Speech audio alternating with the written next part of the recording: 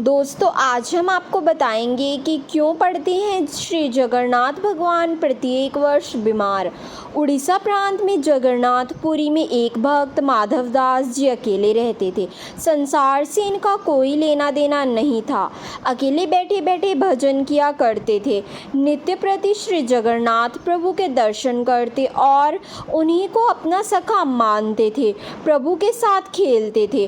प्रभु उनके साथ अनेक प्रकार की लीलाएं भी किया करते थे। भक्त माधवदास जी अपनी मस्ती में मग्न रहते थे।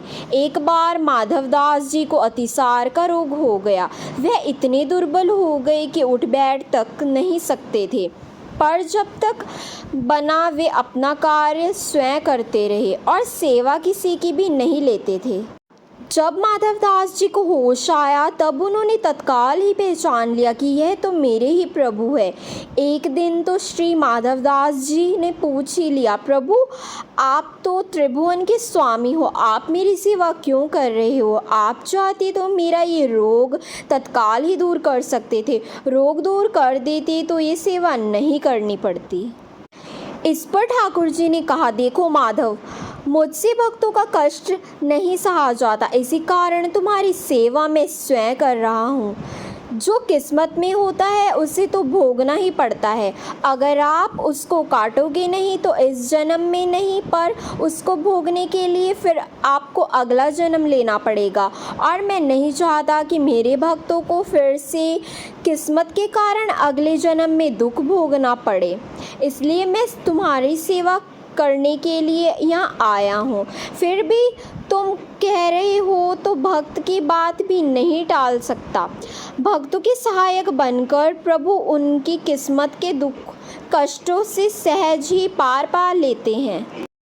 भक्तों के सहायक बनकर प्रभु उनको भाग्य के दुखों से कष्टों से सहज ही पार कर देते हैं। अब तुम्हारे भाग्य में ये 15 दिन का रोग बचा है, इसलिए 15 दिन का रोग तू मुझे दे दे।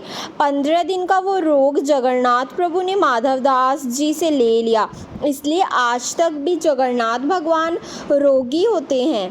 भक्तों की वत्सलता के चलते आज भी वर्ष में एक बार श्री जगन्नाथ भगवान को स्नान कराया जाता है। स्नान यात्रा करने के बाद हर साल 15 दिन के लिए जगन्नाथ भगवान जी आज भी बीमार पड़ते हैं।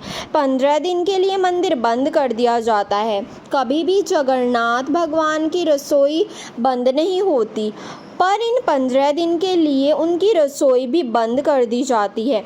भगवान को 56 प्रकार का भोग नहीं खिलाया जाता। उसकी जगह 15 दिनों तक भगवान को काढ़ों का भोग लगाया जाता है। इस दौरान भगवान को आयुर्वेदिक जड़ी बूटियों का भोग लगाया जाता है। जगन्नाथ धाम मंदिर में तो भगवान की बीमारी की जांच करने के लिए हर दिन वैद्य भी जाते हैं। काढ़ों के अलावा फलों का रस भी दिया जाता है। वहीं रोज़ शीतल लेप भी लगाया जाता है। बीमारी के दौरान उन्हें फलों का रस, छेने का भोग लगाया जाता है और रात में सोने से पहले मीठा दूध अर्पित किया जाता है। भगवान जगन्नाथ बीमार हो जाते हैं तब 15 दिन तक आराम करते हैं। आराम के लिए 15 दिन तक मंदिर के पट भी बंद कर दिए जाते हैं। उनकी सेवा की जाती है ताकि वे जल्दी से जल्दी ठीक हो जाए। जिस दिन वो पूरी तरह से ठीक हो जाते हैं उस दिन जगन्नाथ यात्रा निकलती है, जिसके दर्शन हेतु असंख्य श्रद्धालुओं की भीड़ उमड़ती है। तो दोस्तों यही कारण है कि श्री जगन्नाथ जी भगवान 15 दिन के लिए बीमार होते हैं। दोस्तों अगर आपको ये वीडियो पसंद आई हो तो please like the video and subscribe the channel. धन्यवाद।